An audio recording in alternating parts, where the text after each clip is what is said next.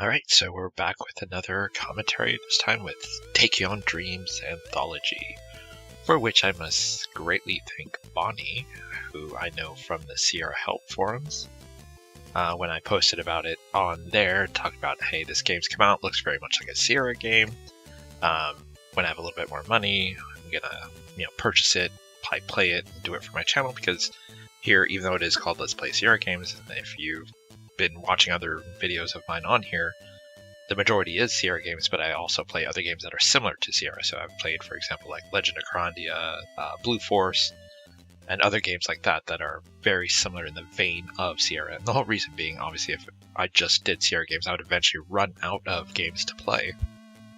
And so I like to play other games that are similar to Sierra, so I just can keep having content, basically. And so when I posted this on the Sierra Help forums, Bonnie hit me up and said, hey, what is your Steam name? I'm just going to friend you on Steam or something like that. And so I gave her my name on Steam, and then like 2 days later, this was gifted to me. So I thought that was really, really nice of Bonnie. And so I just wanted to give her a huge thanks in the beginning, if you will. So thank you, Bonnie.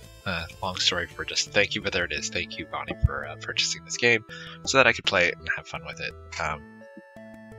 Even though my channel update had talked about previously before, I knew Bonnie was buying this for me, I was going to play Freddy Pharkas. Because she bought this for me, I thought, oh, well, I want to honor her for purchasing this for me, so I played it.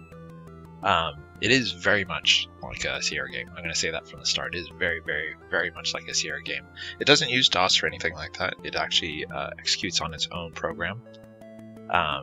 But it plays very much like a Sierra game. The one thing I'll say, though, is I wish right from the beginning there was a quick way to go through the start, restore, and all that stuff, because immediately it goes into just the intro, and you have to enter a bunch of times before you can get to a different menu. So if you've played and then you're just trying to restore to a game, you automatically have to enter through the intro real quick. So here we are. I mean, almost immediately you can tell this looks like a Space Quest game. That was my first thought when I even saw the trailer for it, is just the way the art and the colors very much remind me of Space Quest. I think because of the use of purple and blue was used a lot in the earlier Space Quest games. So now I will say, and you'll see it as we go through the game, unlike a lot of Sierra games, when you played, you had like lots of screens that you could kind of go through.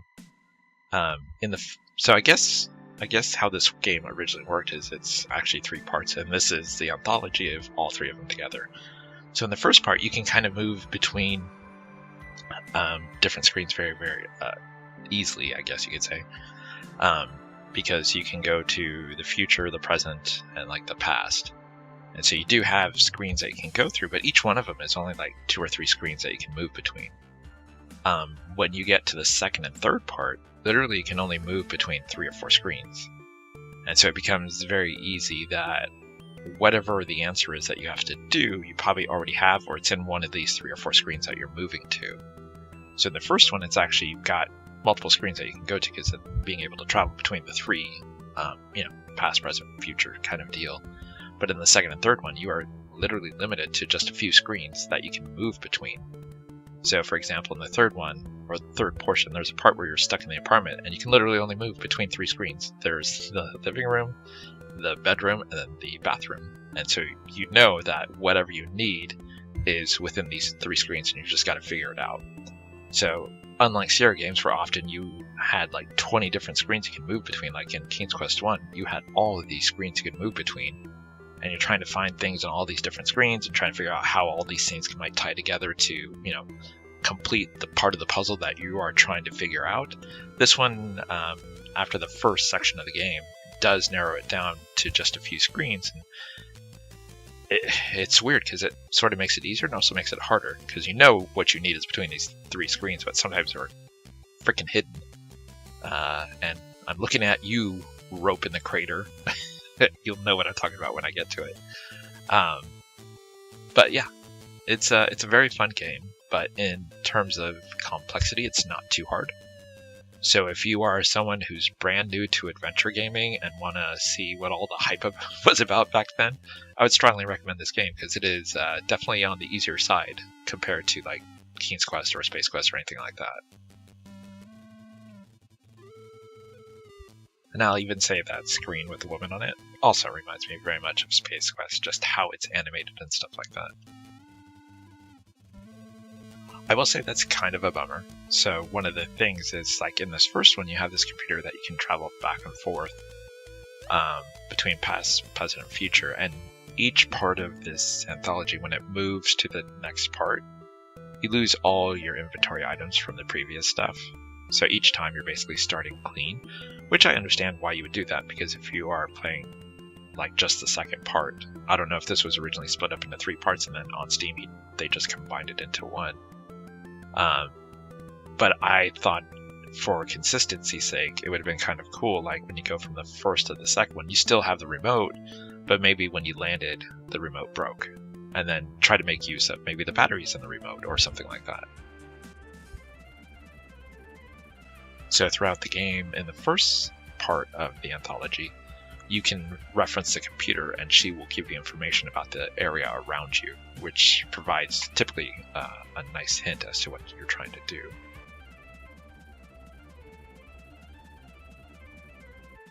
They, throughout the game, as far as I know, there is actually no way to die in this game.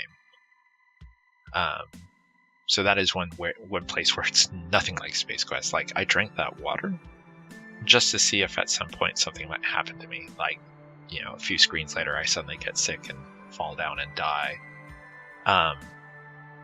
But as far as I could find, there was no way to die in this game at all.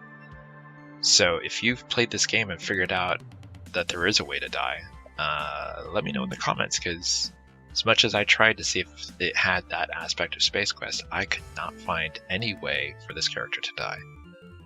There's a part that I really like how they describe it. There's a part in the 3rd section of the game where it talks about him being lactose intolerant, and you chug some milk because you have to do something, and the game does say you need to find the bathroom immediately, and you're stuck in it's the same screen I was just momentarily talking about the apartment where you're stuck in 3 screens, so it's obviously that bathroom is right there.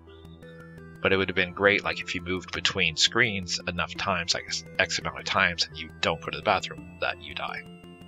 But that was also not the case. I was not able to find a way to kill him. Not that I want to be morbid or anything like that, but that was something that you just found in Space Quest all the time, is death was waiting for you around every corner if you did anything wrong. And this game does not do that.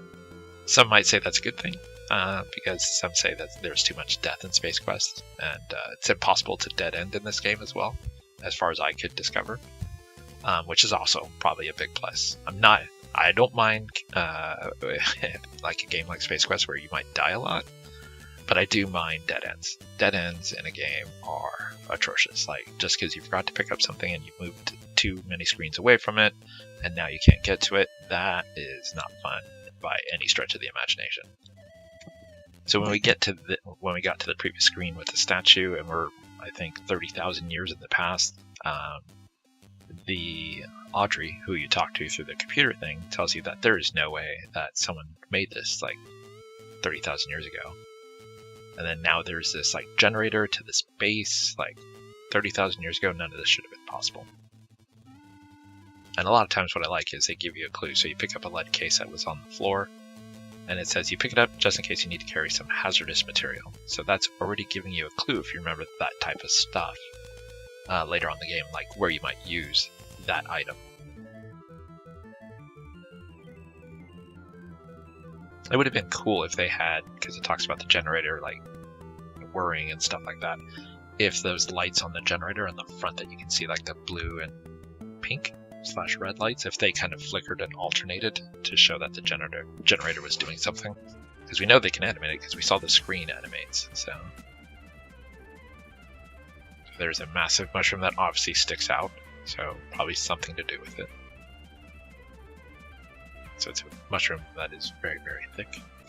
Oh, and I will say, just reminded me when I was going into the screen, that someone reported that the game, I think it's in the second portion where there's all these stars and colors, for some reason, and I didn't notice it when I rendered the video, because I just capture and then render at the end. And the only thing I do is trim the beginning so you don't see the intro every single time I've restarted the game. During that scene, for some reason, there's areas where the screen just blacks out. Like, you can still hear something, but the visual of it is not recorded. So what I went and did to see if this would work is I basically restored back to that point for the commentary. Unfortunately, the upload to YouTube is already said and done. But here in the commentary, at the very end of the game, I basically redid that whole scene from where you get to the stars area, and you have to go down a crater. I'm looking at you, Rope. I did that part all the way to the end of the game, and it didn't black out that time, so I don't know what happened. So at the end of this commentary, or not at the end of the commentary, but at the end of this playthrough here on the commentary, you'll see what I did in the game. I kind of rushed through it a little bit faster because I mostly wanted to test if it would black out again. But I put it at the end of this commentary, or at the end of this playthrough. So when we reach the end of this part of the game, when it gets to the end, right after the end is that part where it blacked out. And sorry if you can hear my dogs in the background. Apparently they are going crazy today. There's a lot of things in this game that I thought were there for a reason, like that vine dangling there. I thought that was something that we had to grab. The hole in the tree seems like something that we'd put into or get from something from that hole in the tree. No, it's not the case. The tree stump there.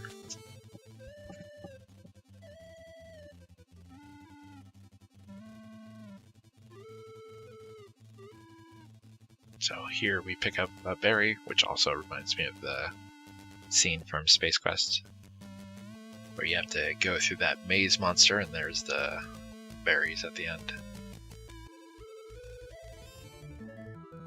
This part was trying to figure out what to put in her hands. Took a while, and it does require traveling back and forth between future and past and all that stuff. Now, I made the mistake, I'll say, that thinking that everything that I had to do in the past, I would have already in the past. So I kind of wandered around back and forth between these screens trying to figure out what are all the items that I need here in the past. I did not think that I would have to travel to future and present and, you know, combine all these things, which is great. But I was literally thinking, okay, I just need to do everything in the past, fix the past first, and then I can go and change other stuff. But you actually have to travel between all three areas to get what you need.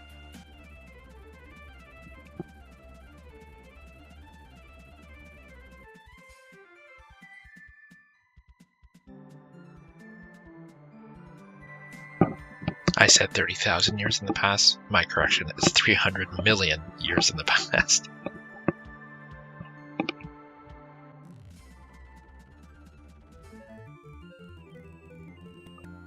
That is one thing I wish that they had done.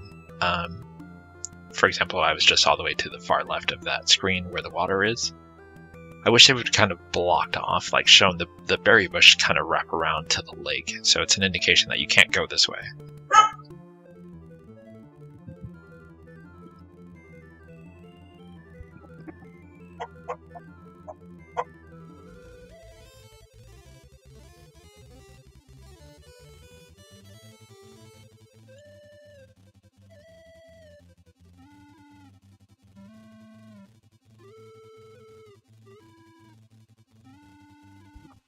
So we learned that the berry has a very thick skin to it, so we need some way of opening the berry.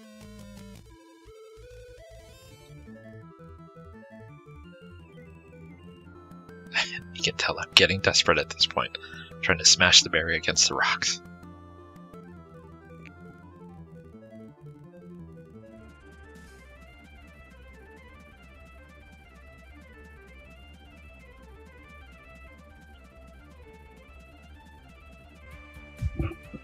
Alright, so as we zip over to the future, it looks like a pretty desolate place.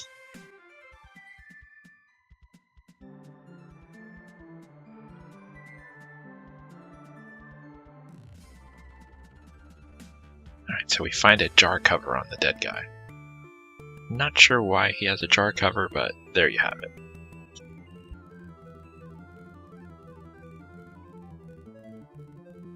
We're going with the jar cover to try to open the berry. Nope, that's not it either.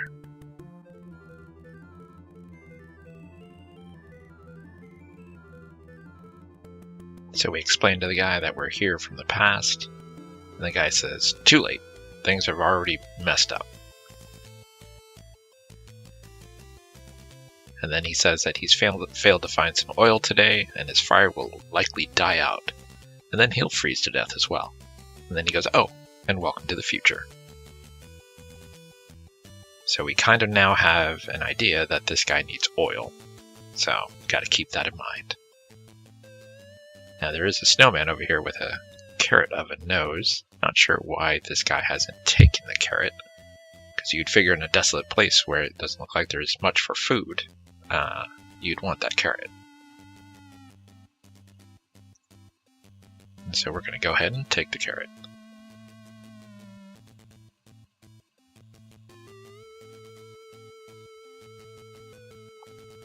Also, even though he doesn't have oil, you think he'd just use the sticks as at least firewood.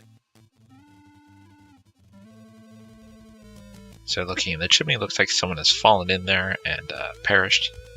And it looks like they have a jar.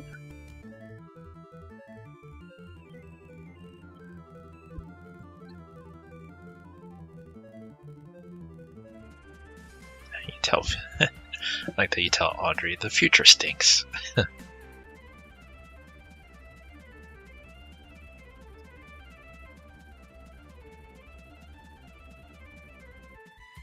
So this guy wants something to eat. And he says, if you don't have food, just let me starve in peace.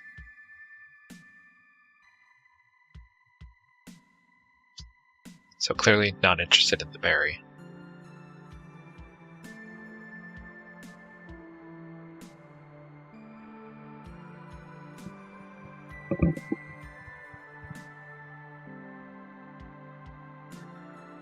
Which is weird, if he's starving, you think he'd be interested in a carrot.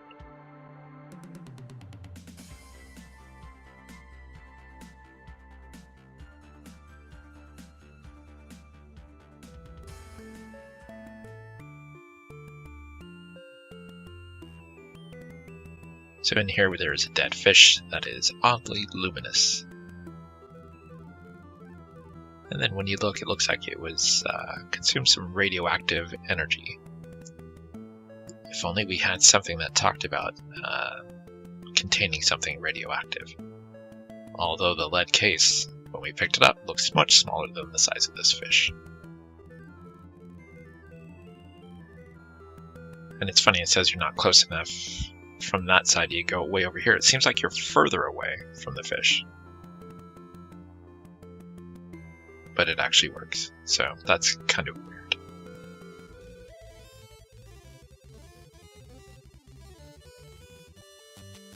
It took me a while to figure out what that was, because to me it looks like a grate on the sidewalk, but it's actually not. It's actually a newspaper. And it's pretty funny that they put the black cat in here.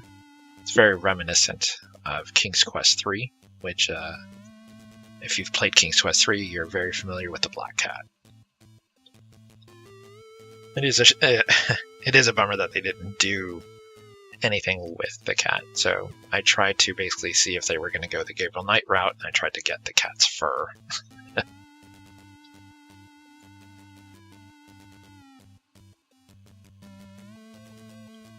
That is something that it's one of the things that I wish was more diverse, is what it understood. So I was telling it that I want to read that sign. If you actually look, and it'll tell you it's a poster. So I wish that they were able to connect a poster and sign together. Not that you get any information really if you look at the poster, but you know. It's funny because to me that looked like a thing of cables like just rolled up on the floor. And see, I wish things like look floor would actually reveal like Oh, there's a newspaper on the ground, and then there's also a flat basketball. Oh yeah, and the tire. And see, it says there's a poster on the wall.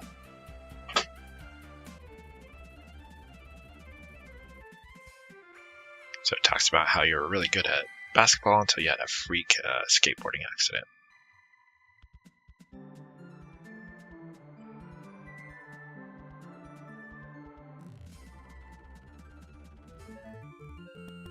So in the dumpster, we find a roly-poly toy.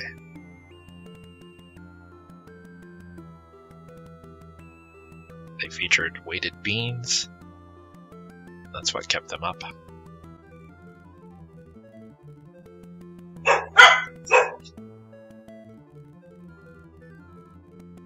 So looking at the carrot, we've discovered that there's a worm on it. So we get rid of the carrot, but keep the worm.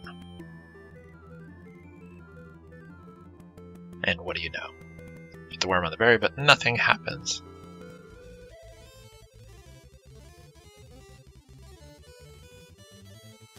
It's got razor sharp teeth. You would think that would be used to basically get through the berry, but the worm is actually used for something else that was difficult to get to. Something that we've already seen.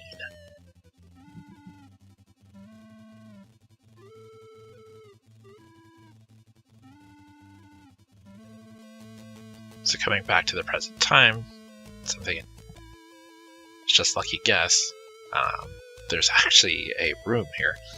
So when we started here, I thought that was just the room that you first walk in. I didn't think you would be able to go into it, the door that you basically stepped out of. So I just decided to give it a whirl, and what do you know? There's actually a room here. So obviously that fan is spinning very fast, blades are sharp.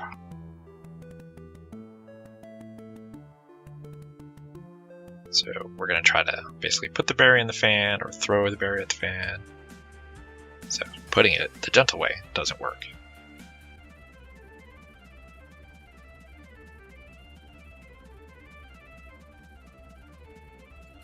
So slicing the berry with the fan, you hurl the berry at the sharp blades of the fan. Upon impact, they cut through the tough skin of the berry, flinging chunky seed at you. So now we've got a seed that was inside that berry.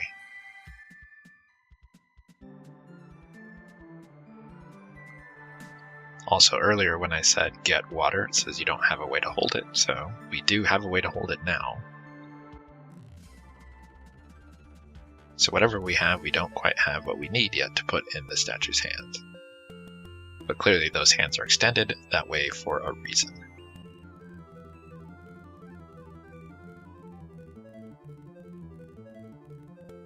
So as suspected, since a worm has razor sharp teeth, if it's not used for the berry, yep, sure enough, it works on the mushroom.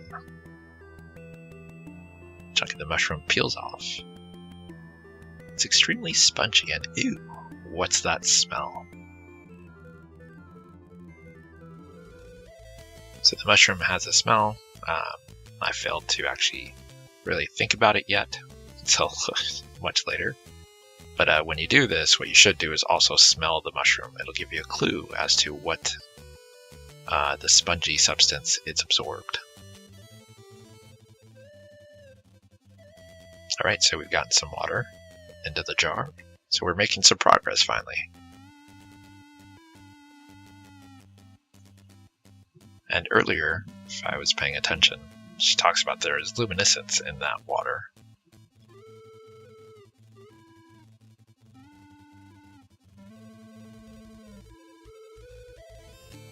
Thought maybe that, because water is often essence of life, thought that might be it, but it's not. Here's a quick hint. We have what we need, and we need to go back to the present and go back into that dishwasher room.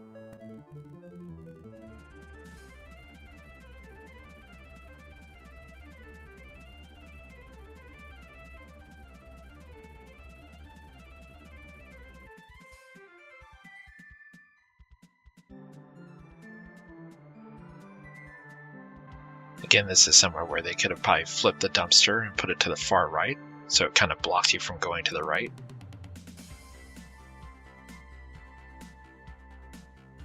So that way you know you can't go actually past that screen. Trying to see if the cat's claws would actually break the toy, because I suspect we need those beans and rice for this poor individual who is starving. By the way, we have what this guy needs, just have not yet realized it.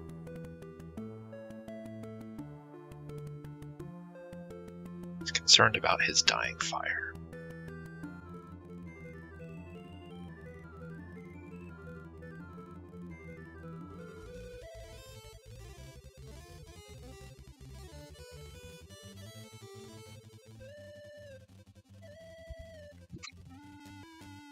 Talks about how you can put stuff in the sink and wash it, so clearly that's what we're trying to do here. Just trying to find the right way to do it.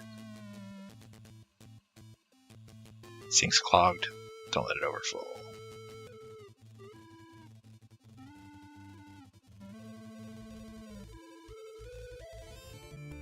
So we put the water from the jar into it, put the fish into it,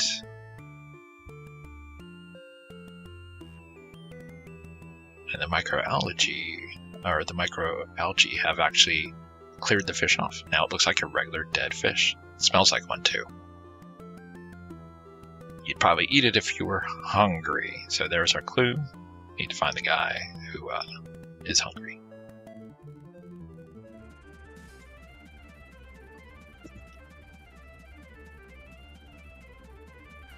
But naturally, being the animal lover that I am, I can see if the cat wants fish first before the actually starving person. And he says, thank you. And then he says, but I'm still hungry.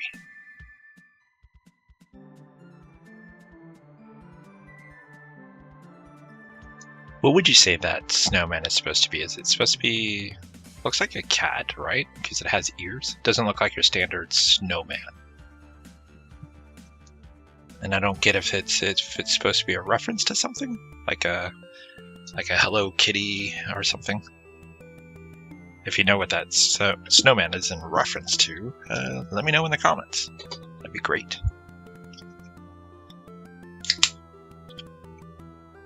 Opening up Coke Zero.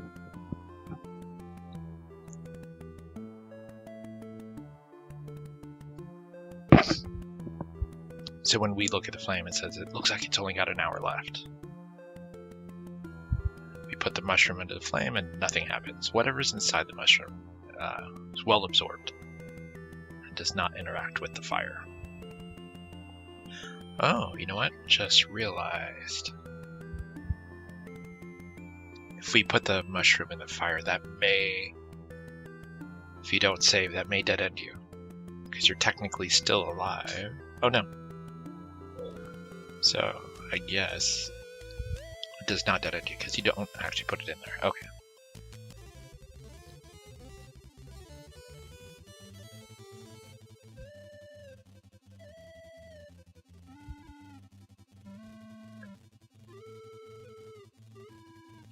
So the mushroom is smelly, so if you smell it, you take a whiff, it's a piece of mushroom. Its aroma is undeniably oily. So instead of putting the mushroom in there, you squeeze it. And then before your very eyes, the dying flame becomes alive. And he says, hey, thanks so much. You've helped me survive another night. Here's a crowbar. I use it to scavenger around. Usually use it to find gasoline.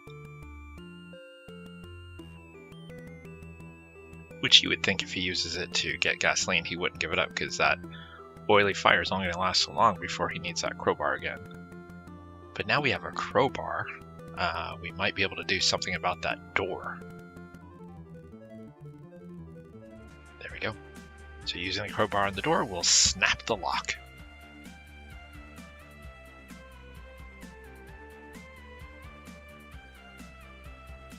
So we go inside. Very reminiscent of the Space Quest cave from Space Quest 1, I believe, where it's got the dripping acid, the purple and brown combination, very reminiscent of that cave. So it's a huge pool. We tried to take the rubies or gems, it won't let you take it, they're firmly latched.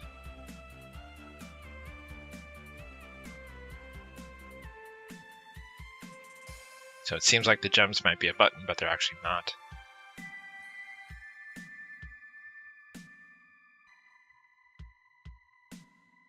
And again, this is one of those things where you can only move so many rooms. So if it's a pool of water, put the seed in the water. And when you do, after a few boring moments, it transforms into a fruit that's 3 times the size of the berry that you picked. Now, why this is will become more clear later as you figure out the technology of who these people are. So now we have a fragrant fruit.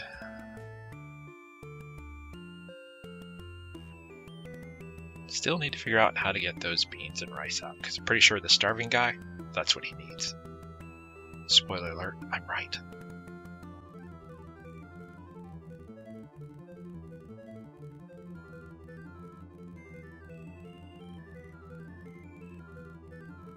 Again, this is one of those areas, again, why I'm not sure they didn't just curve the wall around to give it more of a circular feel, so it doesn't look like you can go to your left or right.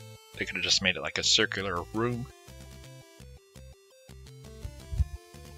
Literally, probably the only advice I would give this game is making it clear where you can't go to the left, right, up, or down. But everything else, this game is just really, really fun to play.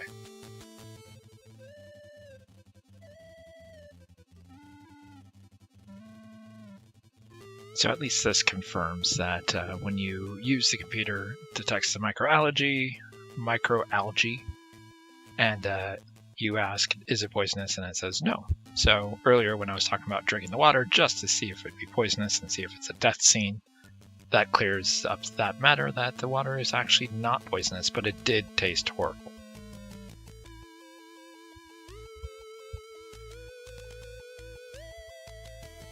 Still trying to figure out how to get the rice and or beans out of this toy.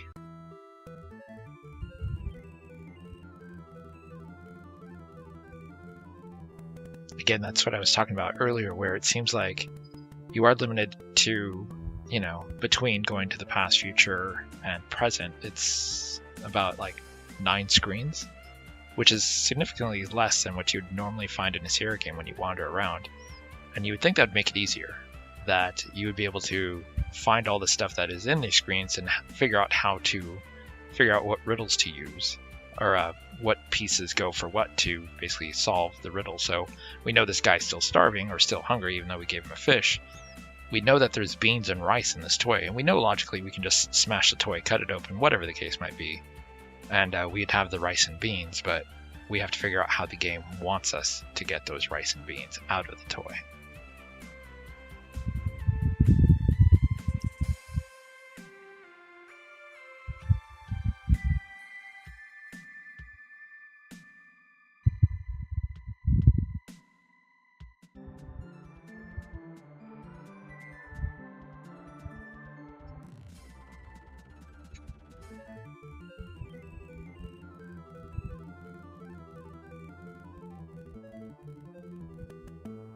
Just wondering if maybe the toy thing was similar to the seed. You just throw it into the fan and beans and rice go flying.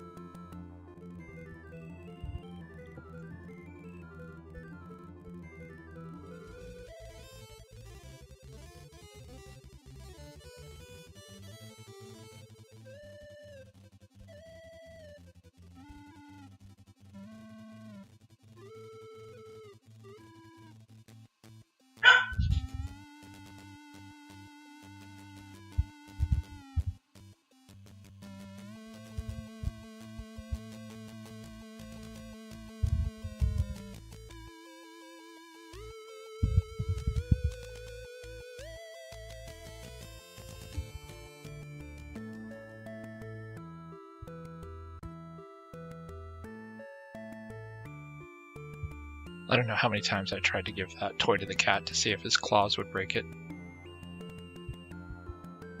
And then all you have to type is break toy.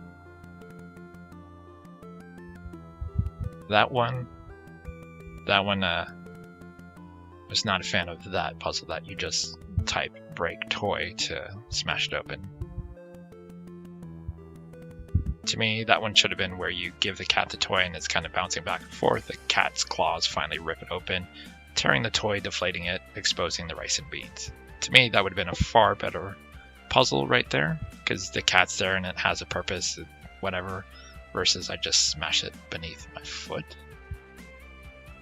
And inside there's a little statuette of a winged idol, so it's not even what we want. Or sorry, we give the rice and beans to him and then he gives us the winged statue, sorry. Just expressing my frustration over this smashed toy. Going back and forth between all the screens trying to figure it out. Anyway, so we have this winged idol, we put it in our hand, and between the fruit that we gave her from the seed after we exposed it to that magic water and this winged idol, things go a little crazy. And it says, Dodger, thank you for releasing us. You've displayed impressive skills. We invite you to join us. Our timeline is in peril. Join you? I just scrubbed dishes up there in up in the space station.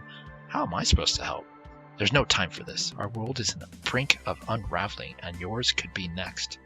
You need to help us.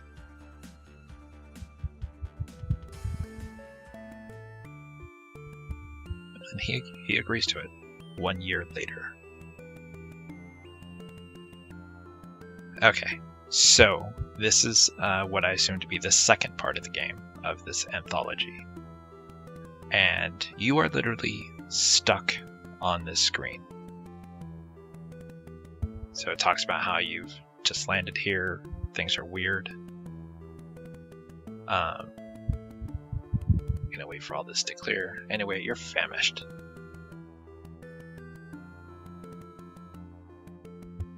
So before I used to grab fish, so it's indicating you can get out of this screen, but it's not very clear. And so we need to find a way to do something. And right immediately there's a stick in that bush that's right in front of us.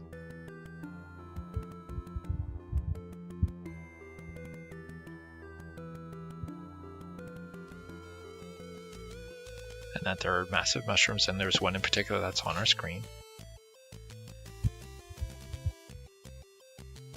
And so there's one with a fallen branch, easy to see.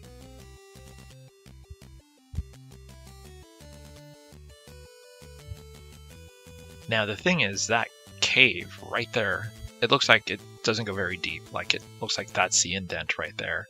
And if you go to walk towards it, you can't go in it. You basically just stop. So it does look like you're just in this small little, incline of a cave, just a small 2 feet deep cave. And so I was stuck here for a while going in circles, and I think I eventually trimmed out some of the footage of me being just stuck on this single screen, not able to get out. That cave, you actually have to type enter cave or walk in cave or something along those lines to indicate you want to go inside the cave. And then you actually don't go in the cave, it just does this dialogue bit that you find something in there. But I spent a lot of time trying to figure out how to get off of the screen.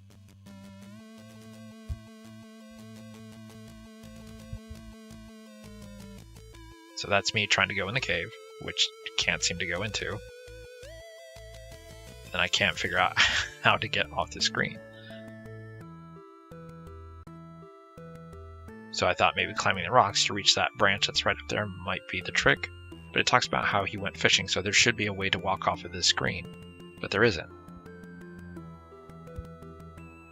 So I'll be quiet and let this kind of fast forward a bit until we get to the inside the cave, and it gives us that dialogue. And then after that, we can find a way out.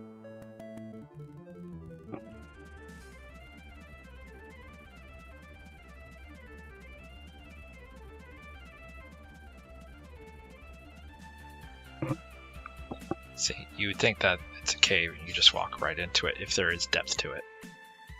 So then out of just a wild guess, I just put like go in cave, no, enter cave. Oh boy, you've always been afraid of the dark. Whipping up some courage, you dive into the cave. See, to me that seems like that could have been done better. Like you just go in the cave and then all you see is blackness and then maybe Dodger's eyes. So you kind of know where he's at, kind of like what they've done with other Sierra games where you go in a dark cave, you don't see anything except for your character's eyes. And like they could have done a glint for the tooth, so that you have to, make your way through this dark cave where you can't see rocks and you're, whatever, trying to move through a dark maze that's impossible to see. I feel like that would have been a far better experience in terms of that portion of the game. So it's one of the critiques I would have towards this game.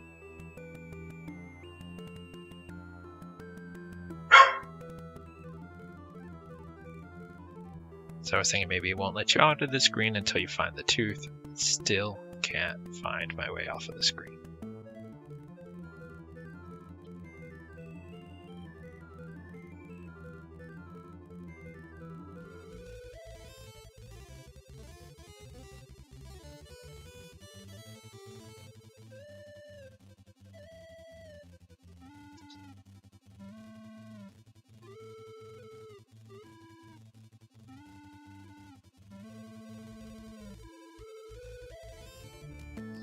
You can see what's supposed to be those messages. The bush where the stick was, you can see what looks to be like a couple of dark dots on the wall, kind of to the right of the bush. That is touching the cave.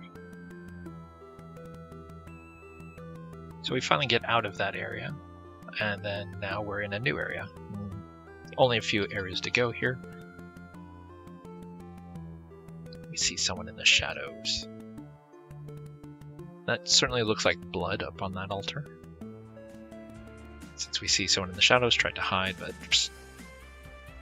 And whoever it was, the moment she saw you, she ran straight back towards the bushes and out of sight. Chase her. So here we go. Giving chase, very slowly. And she's running. And we can see something glinting in the bush right there. No need to run, you say, out of breath. You'll never get the key, the woman pants. I made sure no one would. What key? Don't play coy with me. I know you all, whatever. Turgro what? I don't even know how to pronounce the name of the alien which she is referencing. There's two aliens that you begin to learn about in the second game. And then she spends the next 20 minutes telling you her story. Apparently a race of aliens called the Turgurians devastated her homeworld in search for the last piece of something. The Garden World, a planet blessed by an ancient race. And how these Turgurians they destroyed planets in their wake, searching for this Garden World.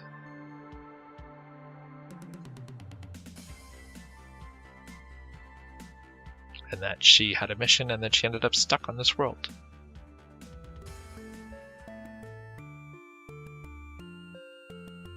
She talks about there used to be intelligent life on here, judging by the structures and stuff like that to the east. But she doesn't know what happened.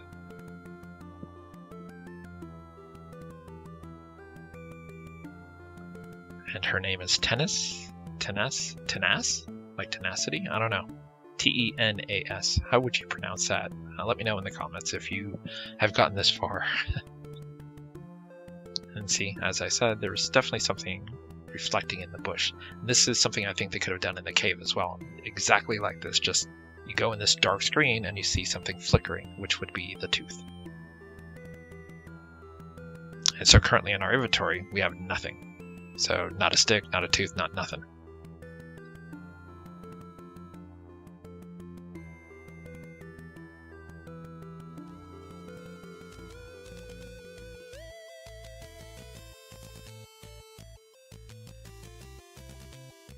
So she's not one for talking at the moment.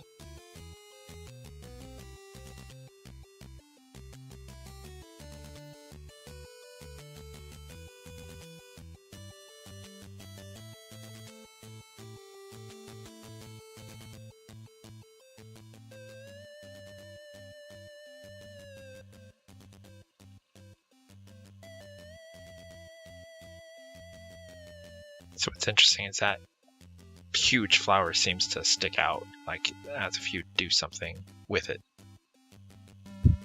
Which you would think you would just pluck the flower, give it to Tennis, kind of start earning her trust or something like that. Because that flower certainly sticks out on the screen. It feels like something should be going on with it, but you don't. Blood on the altar, not a really good sign.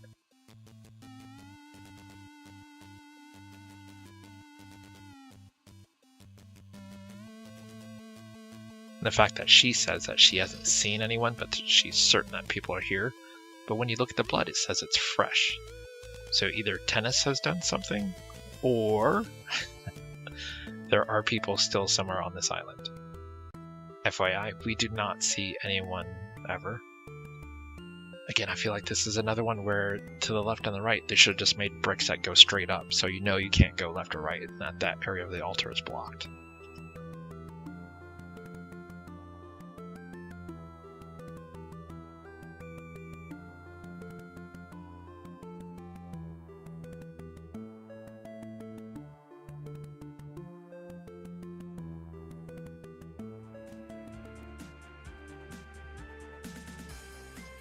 So we know it's a key in there because we've looked and we can see it, but there's a bunch of thorns all around it that we can't get to.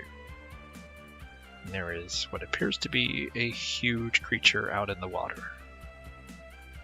Either a large purple shark or a large purple whale.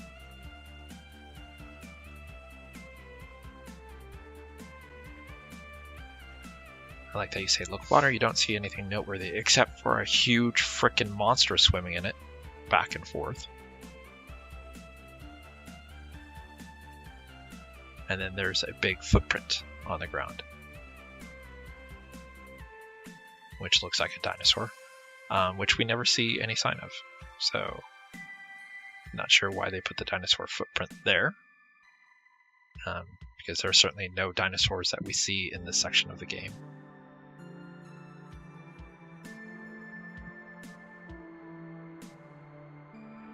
And we're not able to open the door,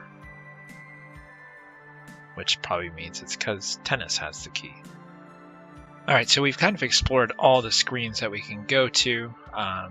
Again, trying to test if there was a death scene, if you can get out to that monster, but there isn't. So we've kind of gone everywhere we've gone, or everywhere we can go, so now take notice that there is a bag on there. And you ask Tennis about the contents of the bag. She informs you that it doesn't hold much. But perhaps you'll find something useful in it. So you take the bag and all of it. And then she tells you to stay clear of the water, that there's a sea monster out there, which doesn't matter because, as I said, I just tried to go out there and see if the sea monster would actually attack or do anything, and it actually does not.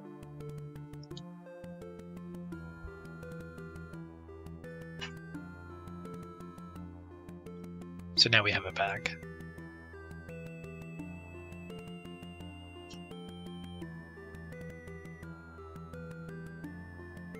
So opening the bag, we found some bandages, which, what do you do with a bandage? You usually wrap a wound to stop the bleeding. Wait a minute, there was blood on that altar, so let's go get the blood.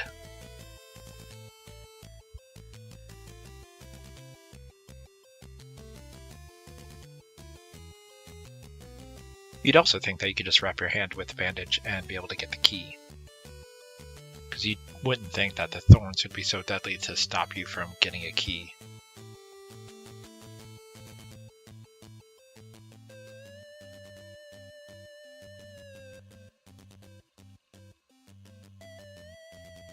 For no apparent reason, you dip the bandage into the blood.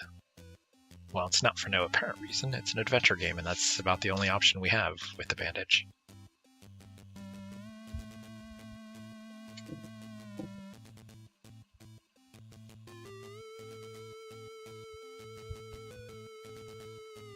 Tried putting the bandage on the flower just to see if it was some form of man-eating flower, because that flower certainly sticks out.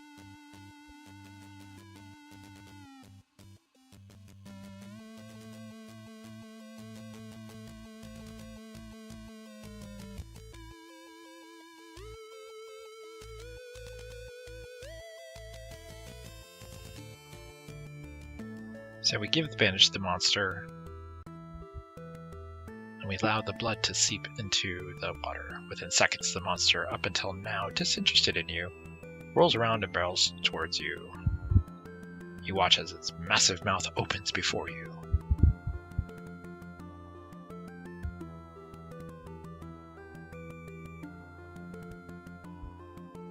Before you know it, you're spat out at the speed of a bullet. Apparently, you weren't to its taste. You also discover that in the water there's something else floating in the water with you. So you scoop it up, and we'll see what it is in a moment.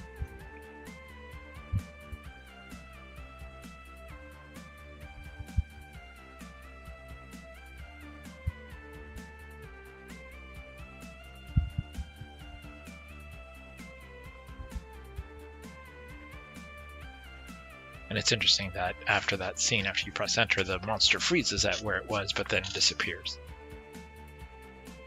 So we have bile from the creature, which is in the bag, and then we also have a glove. The glove, we could probably figure out that we're going to use it to get the key. That's in the rose bushes.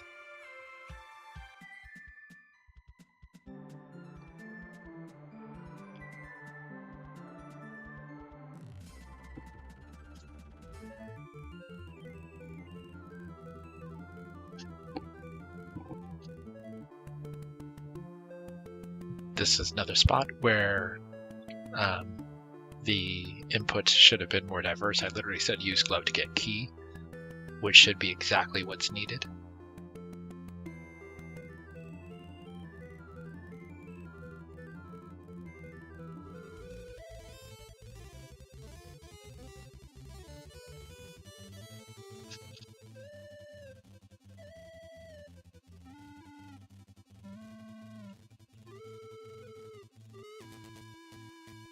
So saying get key with glove is what works, but not the opposite.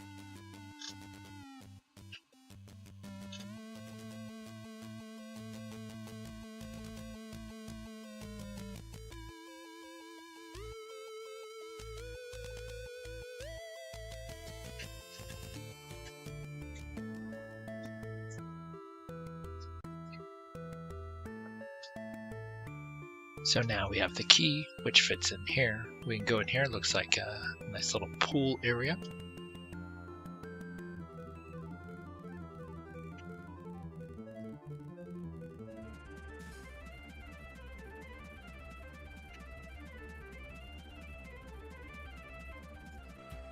Alright, so now we just need to figure out what we have to do with this pool, and we don't have much in terms of our inventory.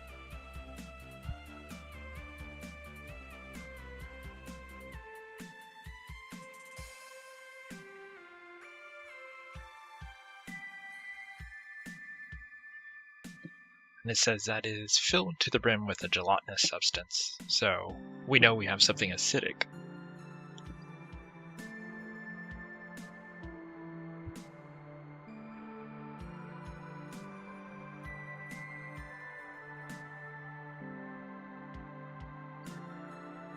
Was going to use the glove, but we just use it for the bush. So, using the jello, you zip open the bag, and the stench of 1,000 liquefied shrimps punches you in the nose. Gently pour the bile and keep the bag, and watch as the acid swiftly dissolves the gelatinous substance. Somehow, the stuff within survives. It's a piece of paper, so this piece of paper was sitting in liquid and it survived.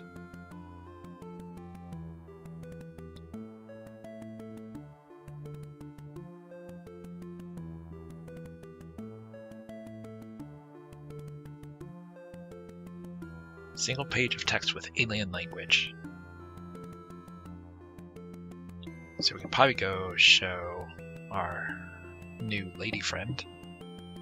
She seems to be pretty well versed in the whole alien culture thing.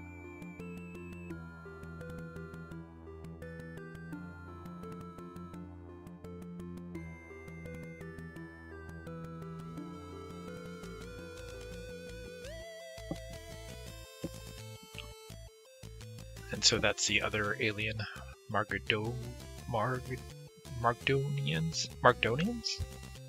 Margdonians. How would you pronounce that alien language? Let me know in the comments below. Oh, both of them. The other alien, the one that starts with a T.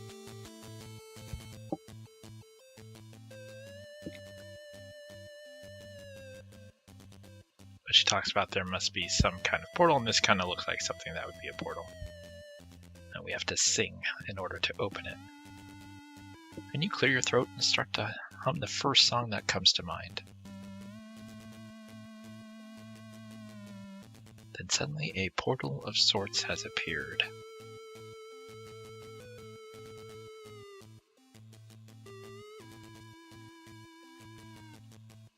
It says we can't resist it, so we go inside. And we're back in space, and surprisingly, we can somehow still breathe. Because wherever we are, it is not deprived of oxygen.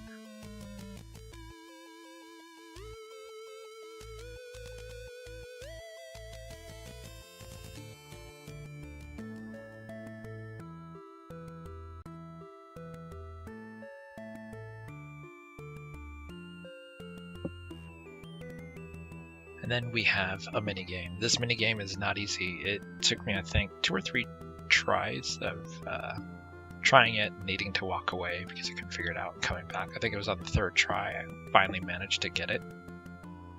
But essentially what you have to do is match the color stones all to their own like perspective corner type things. That all the balls are in the same color touch one another.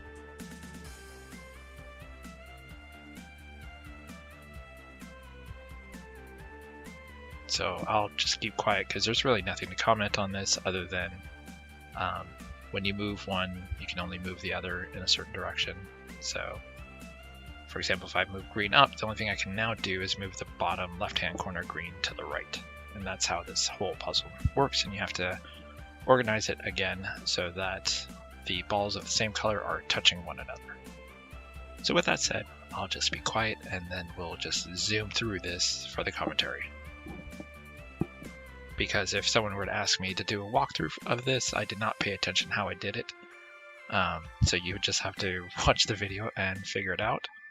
And I don't know if the colors are randomized in position. Probably not, because that would be unusually cruel. But yeah, I'll just be quiet now. Well, at least until this is over.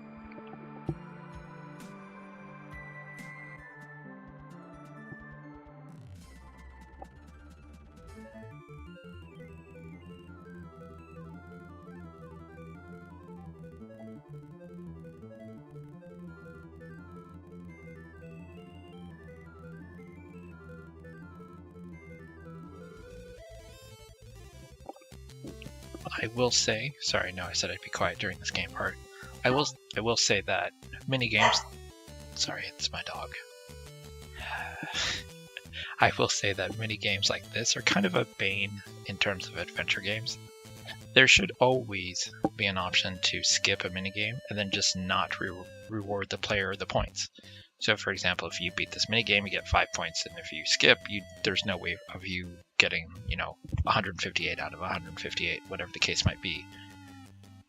Because a minigame rarely has anything to do with actually solving the puzzles that are in an adventure game. And minigames, whether they're like this or like an arcade sequence like in Space Quest, you have where you're on the thing and you have to avoid the rocks. In Leash area, you're on the log and you have to avoid the rocks. In like Conquest of Camelot, you have to do the jousting thing. There should always be a way to bypass these kind of mini games like this, so that someone who is more interested in just playing the game for the puzzles and the story, and not these kind of mini games or arcade sequences, there should be a way to pass it and just not reward them the points that you would normally get for passing this thing. So there should have been an option to press S to skip and then just go on and you don't get points for beating this. Because I feel like sometimes with minigames it can be very frustrating in terms of how to beat it. If you can't and you're not really understanding the game very well, or you're just spending too long on a game that really isn't important to the overall story of the game. So, just my opinion, there should always be an option to skip arcade or minigame sequences and just not reward the player for the points for not doing it. I'll try to shut up again until this is done.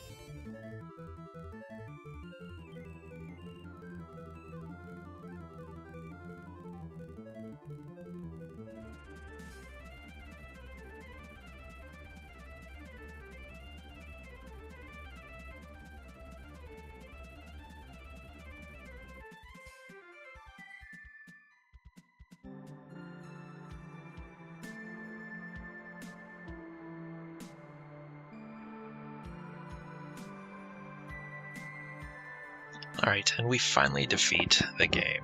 We've done it. We move that final piece down, and that's what does it. Well done! The path lies open, you hear a voice say. You take a step forward and materialize in yet another place. And so once again, we're here with our new female friend, who is along for the ride now.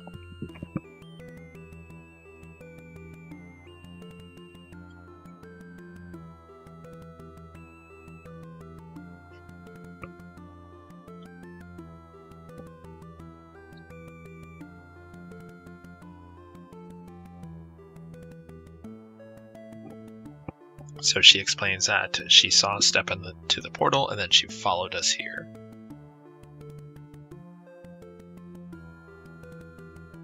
So having beat that minigame, definitely going to save so I don't have to rinse and repeat that. And so when we ask, hey, where do you think we are? She says, I don't know.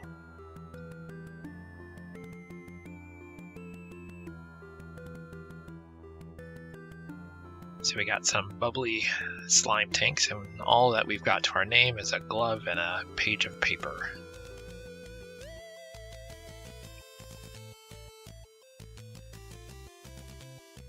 Once again, going with that futuristic purple and blue feel of Space Quest.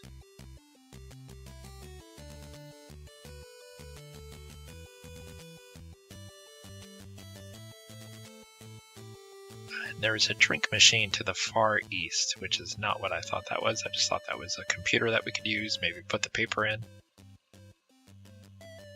But everything else looked too techy.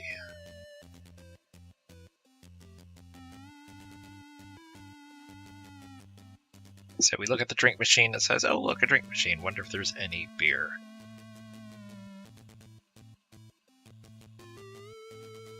This puzzle was also kind of a bit of a pain.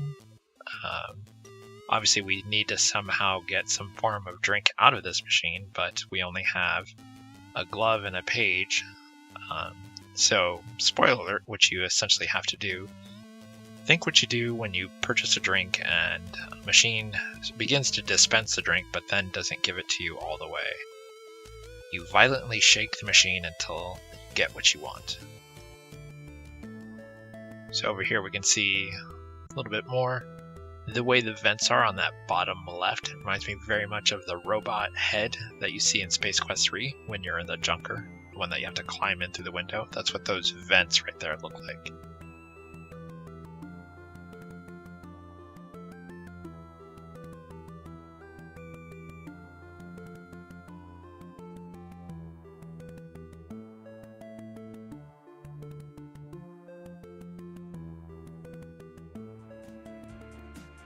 So we try to read the text on the screen, and it is a language that we do not understand, and Tennis knows what it is.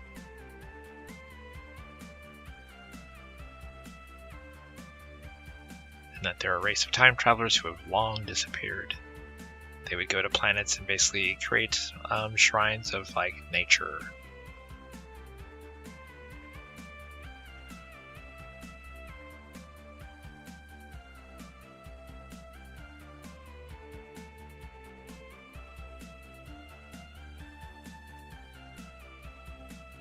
So we asked, did they create this? And she said, I don't think so. This doesn't look like one of their shrines. and she suspects that they're in a Tergrian, or however you pronounce that, the other alien. We're in one of their facilities. And then there's a note about the emergency door will open when the thing about the defilers happens. So apparently we cannot press buttons.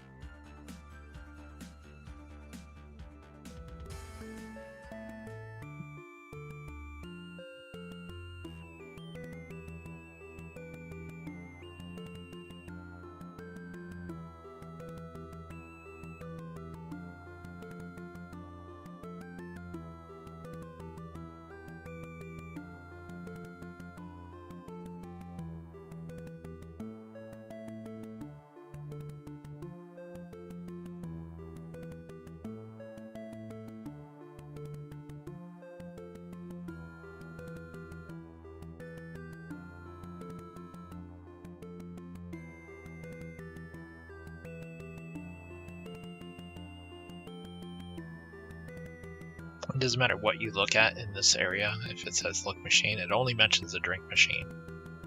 So clearly something to do with that.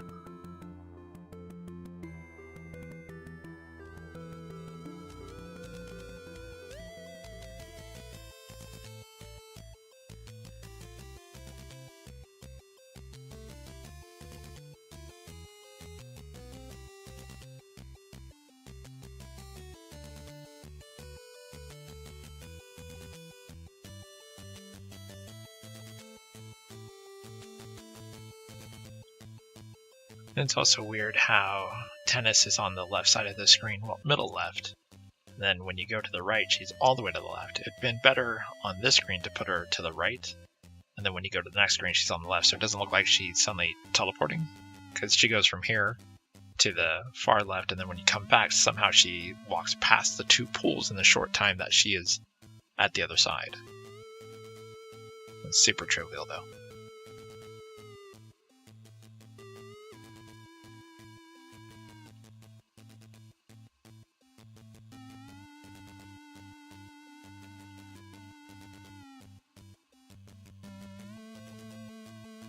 And see, there you go. Shaking the machine. Trying the old but true method of shaking the machine, you quickly dislodge a can of what appears to be root beer. Way to go!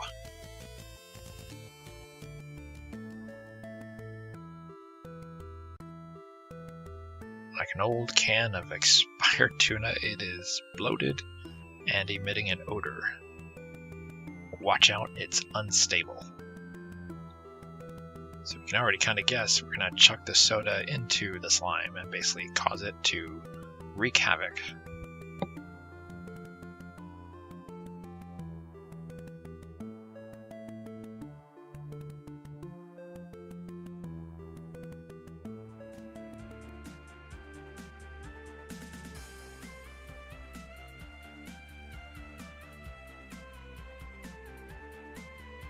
And we're violently thrown against the wall. There's a series of explosions at the very foundation. Look, Dodger, over there. Your eyes follow and spot tennis pointing to. At first you don't see anything amid the thick smoke, but then you make out a shimmering light of what appears to be a new portal.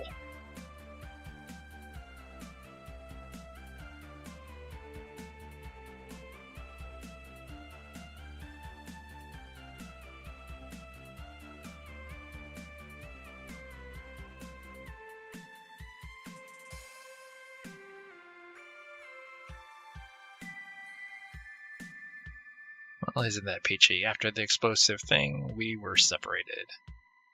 And so it was here in this portion where you'll notice sometimes the screen will go black. And this was what I was talking about way near the beginning of this, that I redid this whole scene. Unfortunately, not for the 2 videos that I already uploaded, because those are said and done. What I did is re-record this whole part, and it's at the end of this playthrough. So when I finish this part of the game, at the very end where you see the end credits roll up, it'll pick up from here. So this right here, this is what I was talking about, where it was reported to me that it was blacking out on certain parts of the screen. And because when I render, I don't watch the whole video before I render, because oftentimes it's like 3 hours. So I just capture the video assuming everything is working fine. And apparently, not sure why, but on some of the portions here, it did not capture the video, even though sometimes you can hear the actual sounds. So you know it's capturing the game, but for some reason it's not capturing the screen. So I ended up redoing this whole part. Again, it's at when the commentary version of this ends, where the game says, you know, the end. You can watch that whole part from basically when I land here on this star part all the way to the end again. It does go through rather rapidly, because I was just testing to see if there was something graphically that was stopping the game from recording some portions of this game. So I apologize for that. If you watched the non-commentary version and suddenly got a black screen, my apologies. Did not know that that was happening. And again, ironically, it's so weird that it just happens here on this portion, only on the third trilogy part. And I think it happens 2 or 3 times. And some are longer than others. Like this is a pretty long blackout, but there's one that's like 5 seconds, and it goes back. Then we get off this area and get to a different area, which is basically Dodger's apartment, and the same thing happens. There's a few, I think it's 1 or 2 quick blackouts, but they're nowhere near as long as this one is. So just wanted to let you know, you can watch past the very end of the credits, and you can watch this whole segment all over again, because I just redid it.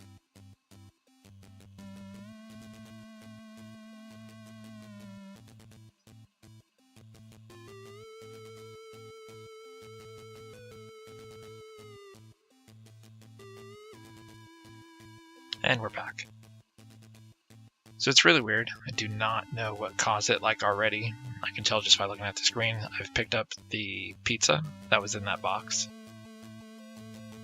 I think this is where it blacks out again, where I put the pizza into the machine. I think there's a blackout here. Or it does it when I come back here again later. It's one of the two, but there it is. So it is this part. So yeah. No idea what is causing those blackouts on the original, and I was able to recapture the whole thing all over again with no issue. So I do not know what caused those initial blackouts.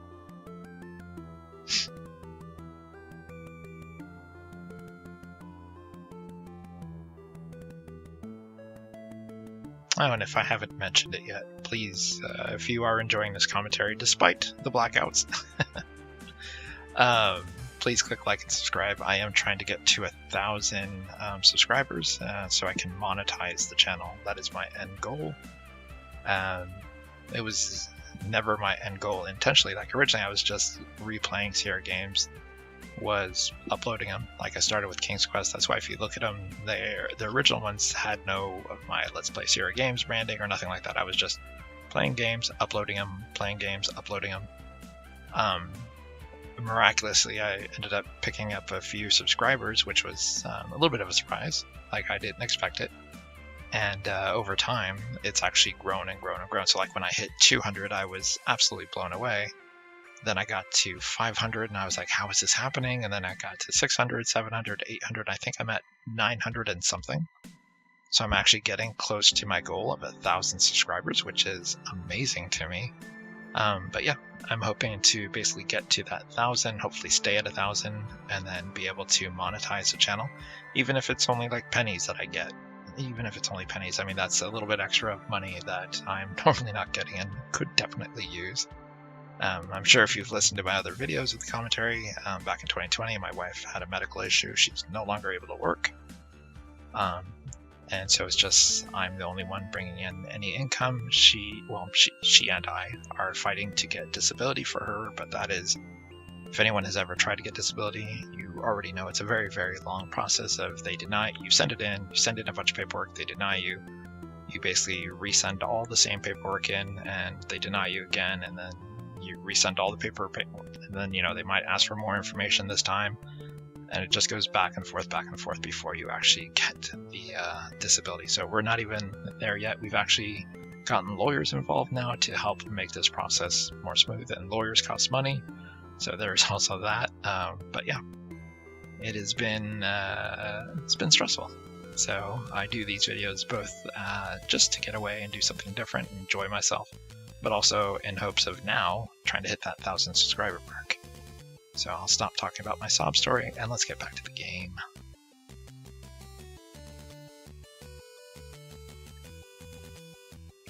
So earlier when we grabbed the pizza slice, we went to that machine, put the slice into the machine turned it into glue. So now we have glue.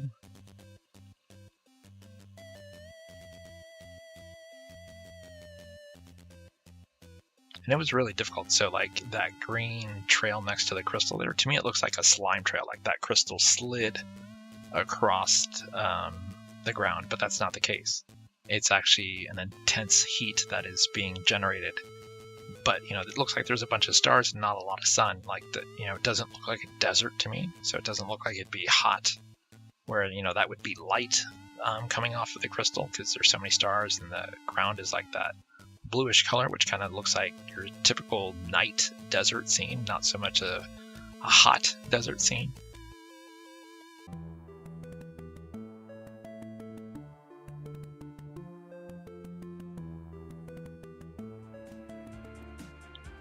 So because it blacked out earlier, I don't know if you've already picked up the rope, but the screen north of us, there's a crater hole. And I made the joke several times now already where I said, I'm looking at you, rope. I walked around on this area for a while before I just started typing in like looking hole, looking crater. So we don't have the rope yet, we just have the liquefied glue. So I've yet to find the rope. So you'll see that I've walked around for quite a bit trying to figure out what I'm supposed to do. And finally, in one of the craters right there, I ended up saying like looking hole or looking crater, and it says, oh, there's a rope in here.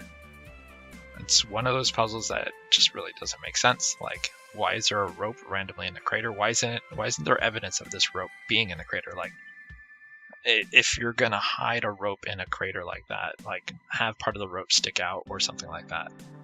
Something to indicate that, hey, there's something unusual with this crater.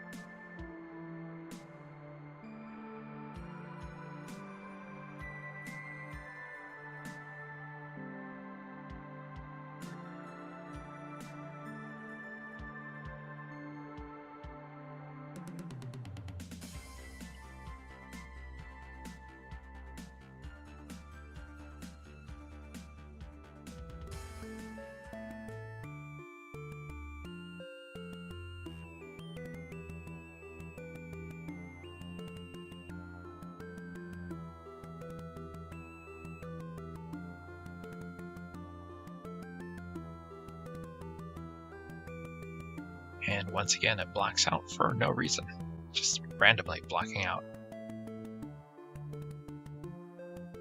I wish I knew why it did that on the original capture. I wish I would have noticed somehow before rendering and putting up the original playthroughs so that I would have known that it blacked out and I could have actually recaptured it prior to uploading it.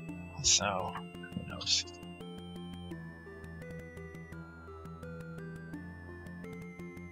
I know that I've mentioned it in the past, like when I play these games right now, even like these old games, like Space Quest 1, Leisure Suit Larry 1, King's Quest 1, 2, 3 to some degree, and you know, some of those games I've got them because of the frequency that I've played them, especially the ones that don't require looking in a manual to do something. So King's Quest 3 to a degree, except for like memorizing those spells. But like Space Quest 1, 2, Leisure Larry 1, 2, you don't have to look at a manual or anything to figure out how to move about or do anything. So those games I've played repeatedly because I didn't have to have a PDF or a manual at my side to be able to know what I had to do next. Like if I'm making something in Freddy Pharkas, I actually need the manual to know what things to mix. So I've not played Freddy Pharkas very much. So when I play these games for the channel, I'm not using a walkthrough. I'm just, as you can tell clearly, sometimes I'm struggling to find out what to do next. And one of my plans eventually is to actually create video walkthroughs so that I can break it down through chapters on YouTube where you can, say, if you need help with XYZ, click here and it goes straight to that timestamp or whatever. So that is one of my goals eventually. So a lot of these games I do plan on replaying and creating like actual video walkthroughs for them. I don't know how popular that'll be, because a lot of these games are so old. But who knows?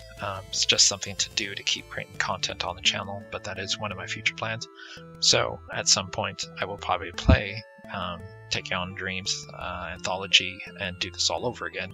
And when I do, I'll make sure that none of the areas have blacked out. So far, this is the only game where I've actually seen it do that. Again, this game doesn't use DOS or ScumVM or anything like that. It's running on its own engine. So I don't know what may have caused it. Maybe something between my capture program and that kind of freaked out. But it was weird, again, that I was able to recapture it and have no issues when I went back and just recaptured just from this scene basically onward. But yeah, in the future I do plan on doing walkthrough versions of these videos that I play. So I'll be replaying this game, I'm sure, at some point.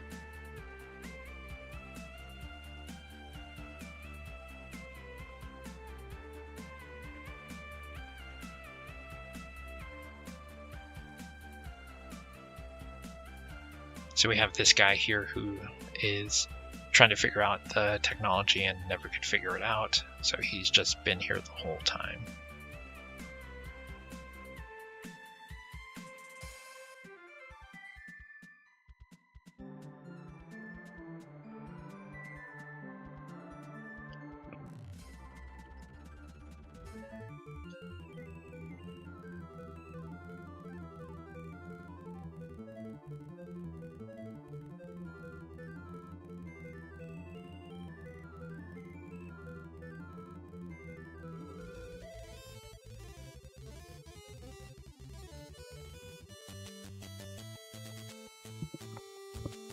So talking to him, obviously he will say it's been a long time, doesn't remember.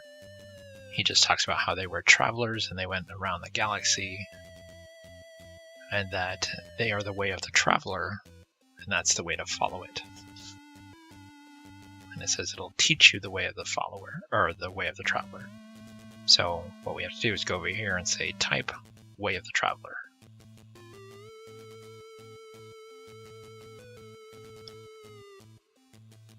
Then a message appears on the screen.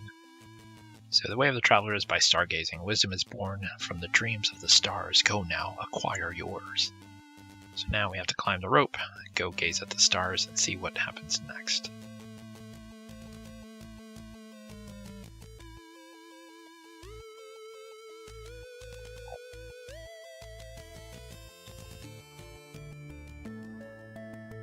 The way of the traveler is through stargazing. That was the computer's output.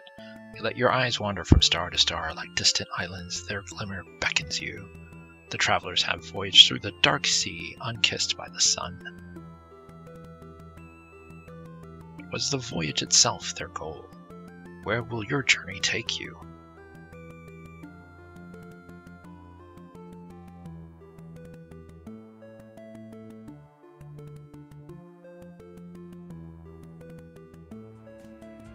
So it asks, what would the computer expect next? I would assume it would be dreaming, but let's climb down the rope, and as we do, the man calls us over.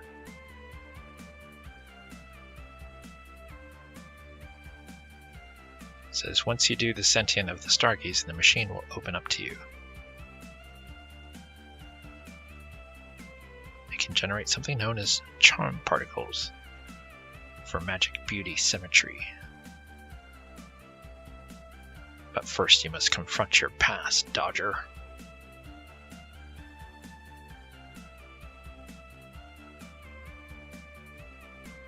When you ask, what particle will do that?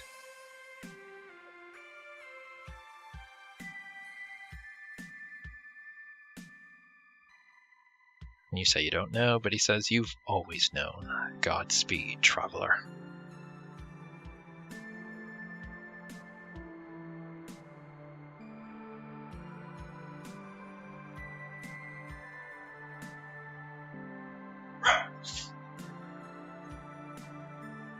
And so he gives another clue, and it says, you already know what it is. It's in the very name of the adventurer, so probably Tachyon.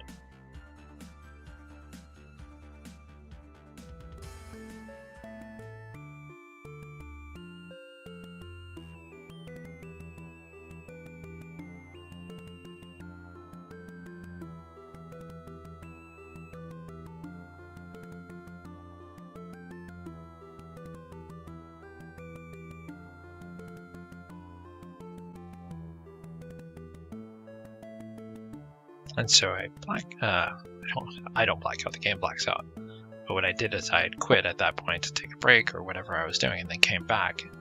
And the game is actually playing right now, but for whatever reason, again, it blacks out. And I do not know why it is only on the third segment that, again, it does this. But again, all of this, once you get to the end credits of this game's playthrough of the original one, where there is the blackouts, at the end of it, in this commentary version, I re-record everything. So what happens is you go through, you do the whole ritual, go up there, do the dreaming thing, and then it shoves you into your apartment, and you're back in kind of just the past, sort of, where you're confronting your past of where your girlfriend left you, apparently. And how she wanted you to be someone better, to shoot higher. Before she finally got sick of you, you were supposed to go to electrician school, but you ended up just being a dishwasher.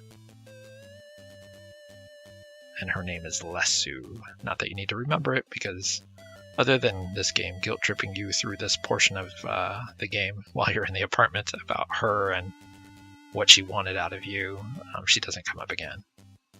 And we're actually almost done.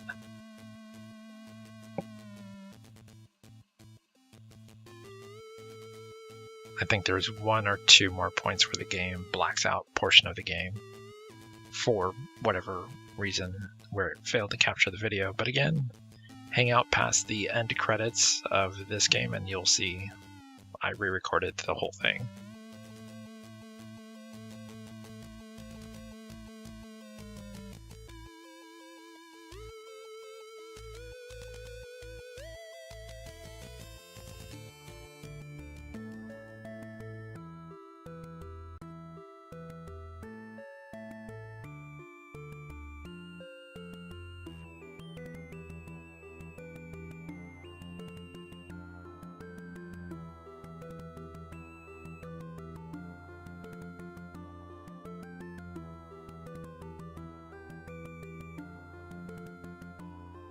I mean, to me, that looks like a plunger, not one of those cleaners.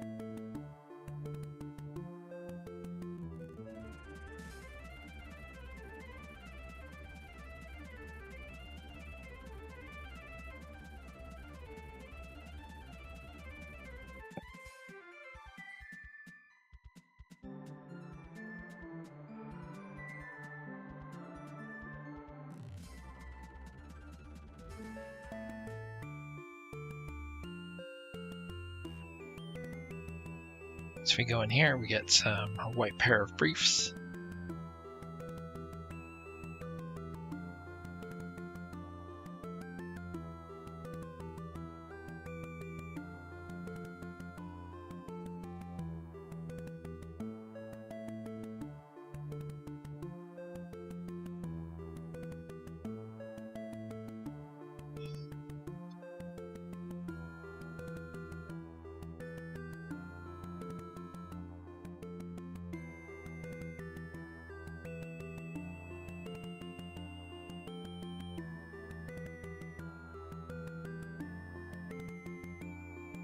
So when we use the computer in the room, it turns on the air purifier, which blows the gem out of the air purifier. Now, so far, it's not too clear why we need the gem or why the gem is there, other than the fact that she threw it and it kind of broke everywhere. But there's other gems, I'll just say that. And they're all within this house. So we've gotten one. The third one that we have to get is,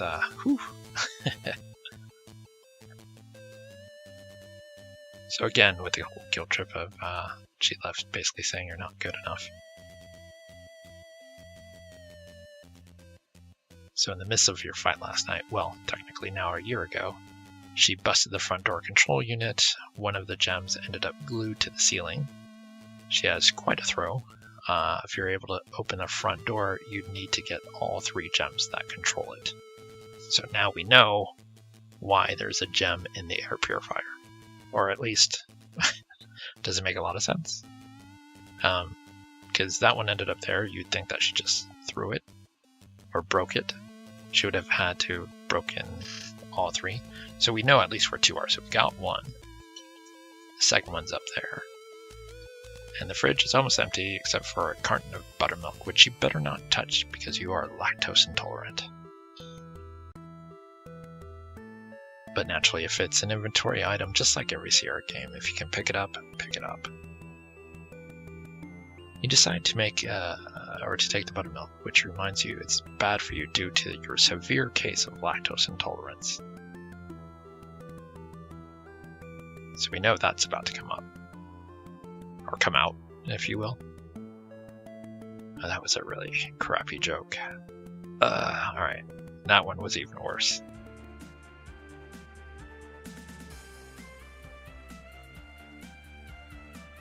I do wish that it would describe if you said, look, well, kind of say, hey, some pictures hang on one wall, picture of clouds hang on another. Against the wall is a radiator, because it's not super clear what it is. So you turn on the radiator and the room starts to warm up. After a moment, something catches the corner of your eye. It's the gem on the ceiling. The heat from the radiator is loosening the glue, holding it in place, but not enough to make it fall out.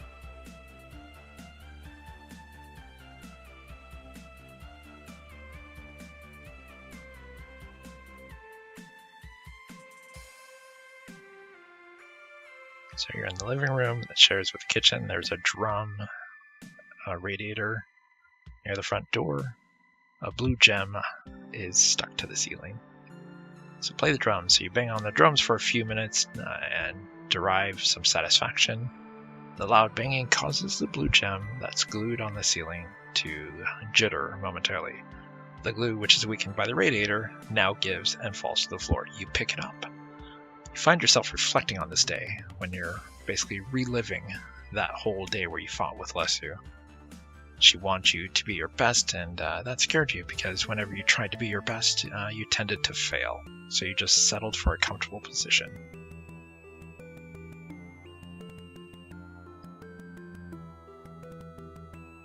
So we know we have 2 of the gems. We have not yet found the 3rd one.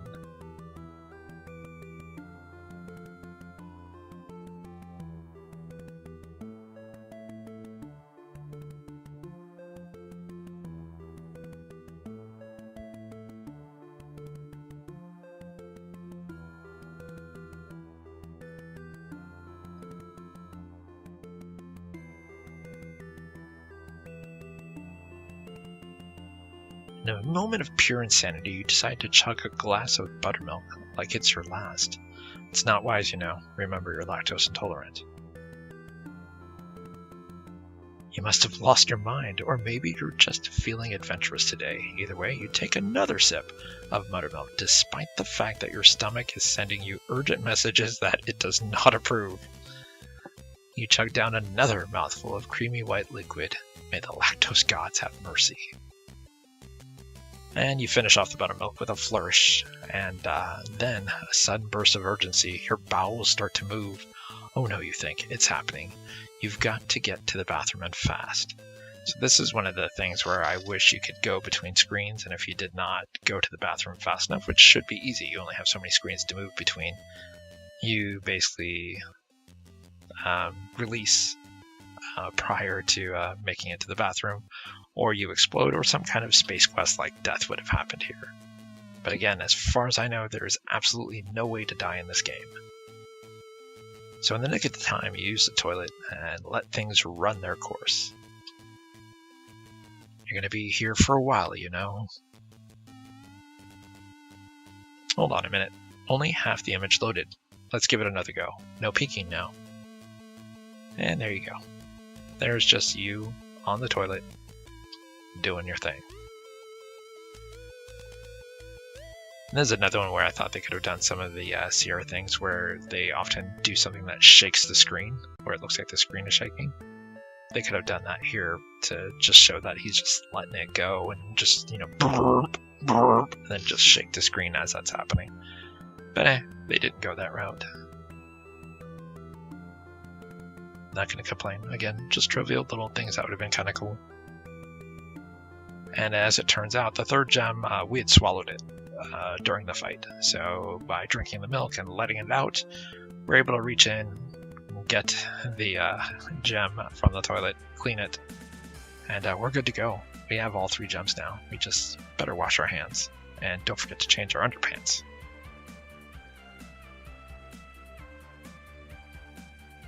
Once again, we reflect on Lasue, who wanted all these things for us to be better. Yada yada yada.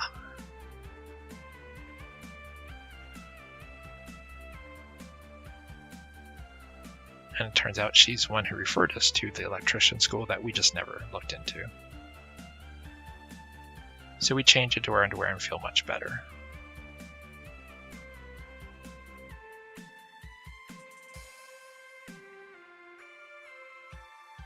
Something we forgot to do.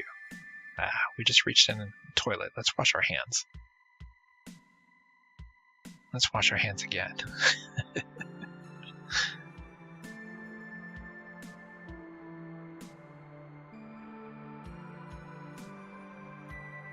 When I was walking back and forth, I was trying to see if it does Dodger's reflection. Like some of the Sierra games where if you walk in front of a mirror, it'll actually also show your reflection. And I think it does, so it's showing it there.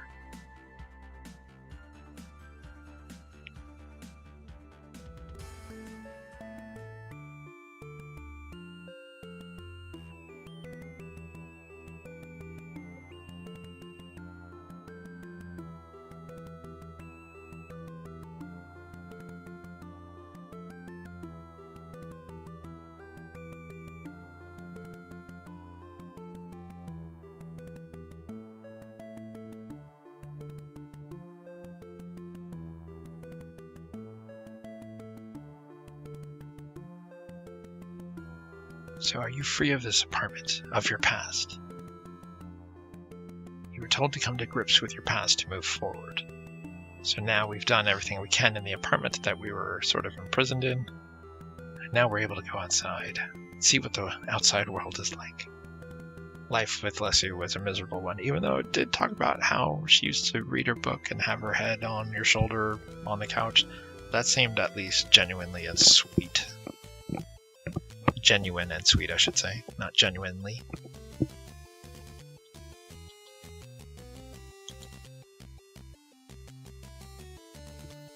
So outside is an unusual scene. We have a movie theater, a doctor's place, and a bar all right next to each other.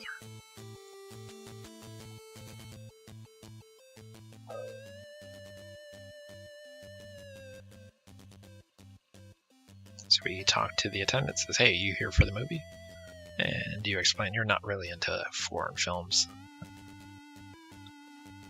Reading subtitles strains your eyes, and that I can get down with that.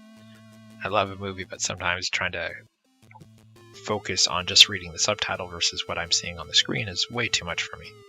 So it's always kind of a bummer when these great movies come out and I'm not able to enjoy them as much as I can because I'm trying to read the subtitles and watch the movie at the same time. I'm talking to him, although his head just disappears, and he says a little kiss will do the trick. And obviously we can't kiss him because his head is floating way up there, so what we're going to do is we're going to blow him a kiss. And this is such a weird puzzle also. Like, why does blowing a kiss basically bring his head back?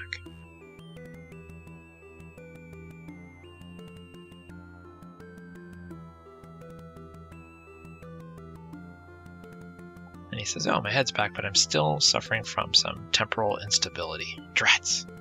Then you'll see his head is all bzz, bzz, bzz. Kind of, that's the technical term. Bzz, bzz, bzz, bzz. It can mean that you're suffering from a temporal thing or that there are bees in the area. So it's hard to choose.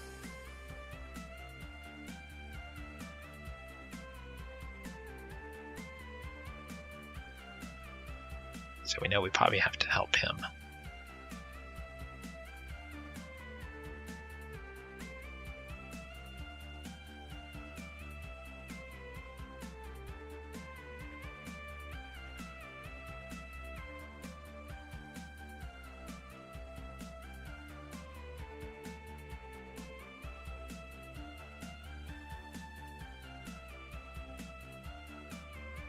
So now we're in the eye and bum doctor's office.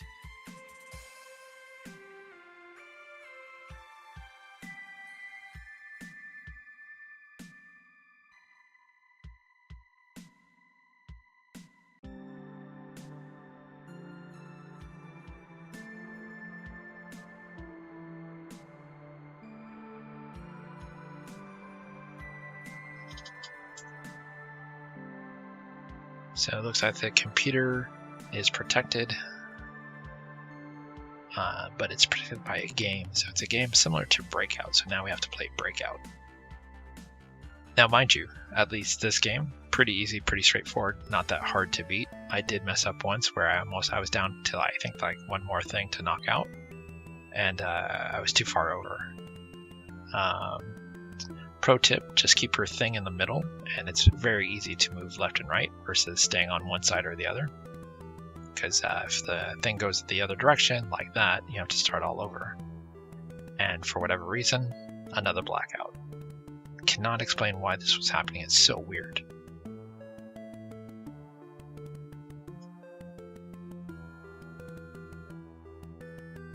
Like, I could understand if it was like, you know, having just quit and then restarted the game. Something weird happened with the codec of how it was capturing, but this happened right in the middle of the Breakout game. So it wasn't like I saved and started a new game. It was right in the middle of recording that it freaked out. But again, if you want to watch all of this, I did re-record all of it. So when we get to the end of the commentary where the game actually ends, and you see the end and the credits roll up, right after that, you'll see everything from basically where we land, where the craters are and stuff like that, all the way to the end again.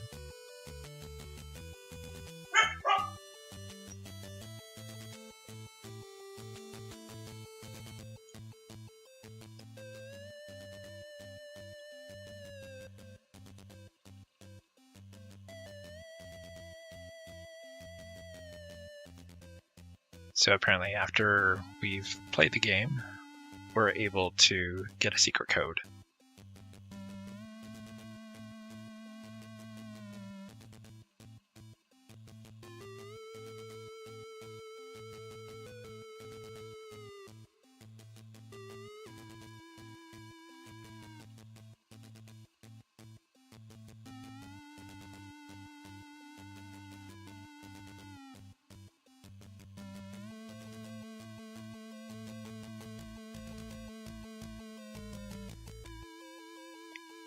Dr. Seymour Butts from the Uranus. There's a lot of jokes. That guy was the butt end of every joke.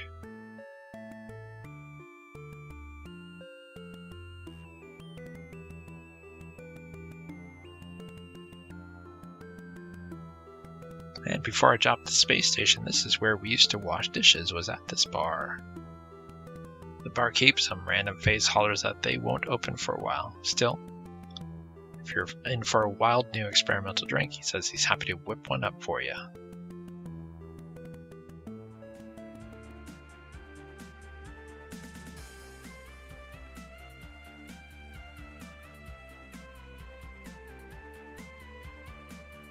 You tell the barkeep the password, and despite reservations, goes along with the proposal, and you watch as he mixes different drinks into a glass, whipping up something called the temporal something.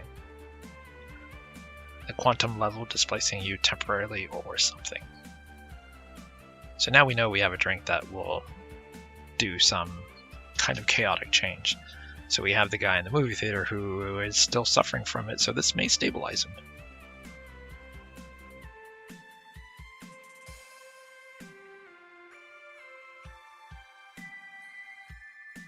And ironically, the bartender does not care that you leave the bar with a drink.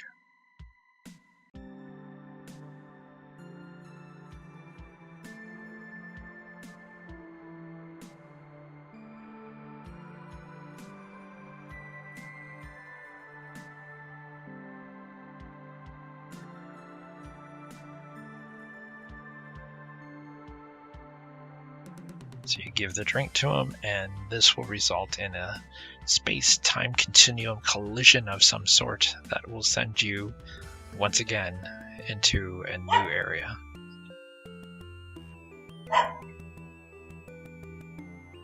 And that is my corgi barking in the background. Again. Darkness falls around you. Seconds stick together and stretch. You feel wobbly.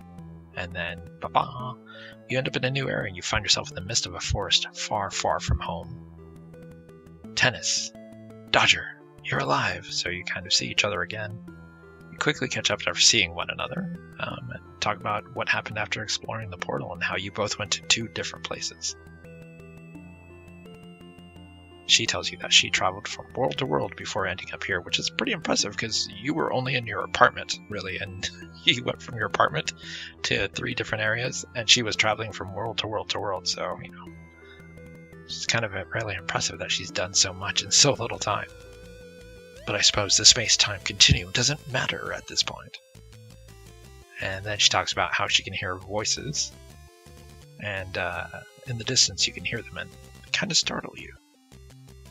If only we knew where they're coming from, we might be able to trace them, otherwise every direction is the same as the other. So when I saw that thing on the ground, I thought, as it says here, I thought it was a banana that fell out of a tree. So if you look at the floor, it's a dark forest. It's entirely clueless to which direction you should take. No path through the thick foliage offer no clue. Tennis is here. You spot a horn on the ground. So if you get the horn, then you can do, if you're familiar with the old Def Leppard logo, they used to have a picture of a leopard next to a record player holding a horn to their ear. But the first thing I tried is blowing the horn, because we can go the Viking style, try to blow the horn. That doesn't do anything. So if we listen at the horn, we'll finally get something.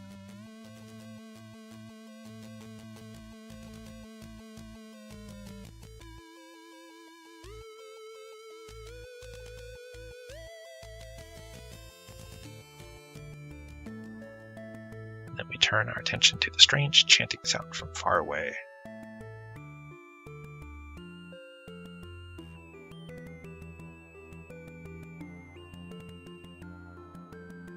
So you raise the horn to your ear and listen. The chanting is hundreds of voices in a language that sounds ancient and is unfamiliar to you. Those voices rise and fall, hypnotizing you as you begin to follow them. You follow the voices until you arrive at a clearing. So what's really cool about this game, I'm going to say this really quick. At the end, you have 2 options. You can stay here and become like the guardian of this forest, or you can choose no. So what I did is I did both choices in my playthrough, so you can see both endings. They're both a happy ending no matter which choice you pick, but I thought it was really cool at the very end you actually do have a choice on your fate, basically.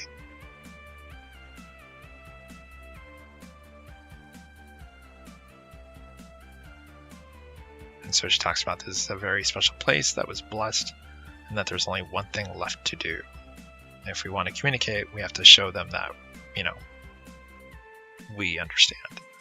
And what that essentially means is praying. I just tried praying, but that's not enough. Or kneeling, that's not enough. What you have to do is you have to pray to the tree.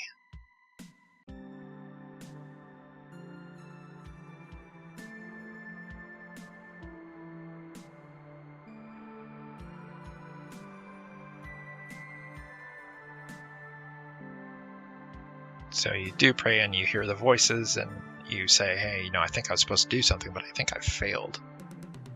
But they actually assure you that you have not failed. You've done so much in order to help them.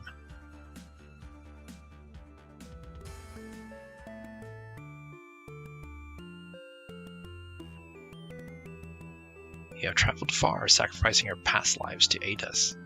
You've been selfless and tenacious. You have passed all of our tests. Never could we have hoped for better guardians. They talk about how they're leaving the world.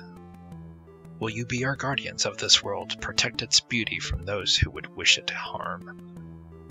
The garden before your eyes may be small, but its essence is growing.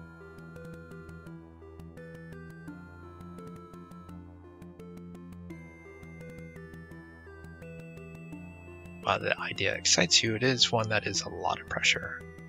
Finally, what do you answer? Yes or no? So the first time I hit yes, because that's obviously what the game is gearing towards. And so they are grateful for the opportunity to love and cherish this new world as its chosen guardians.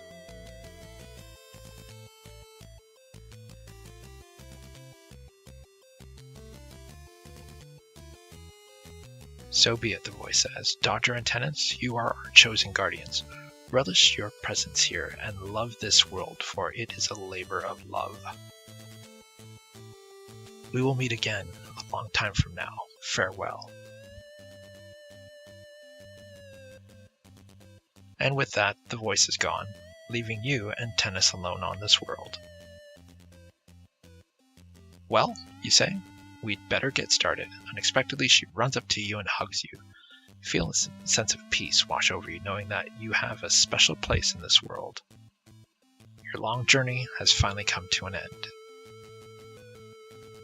And then so it goes through, and before you see the part that kept blacking out, we're going to do the option of hitting no. So there's no way to bypass the credits. I could have probably just trimmed it out, but whatever. The credits aren't all that long.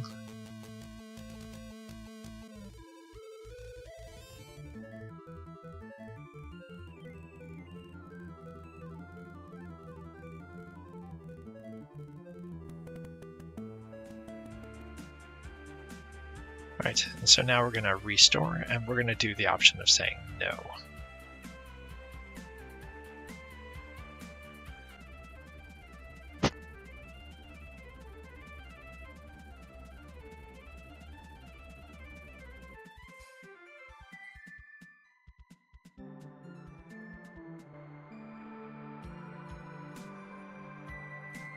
That was the one that I was talking about earlier that I had one left and I actually messed up.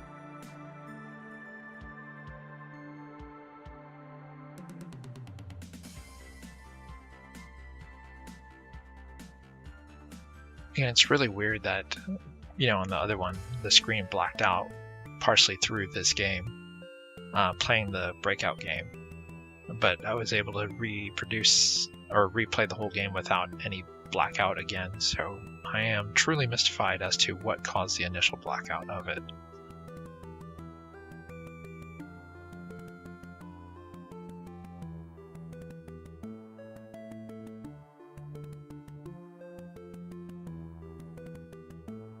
Anyway, I'll just remain quiet because pretty much from here on it's the same until we get to the choice of saying no. So I'll just be quiet and we'll kind of fast forward through this part.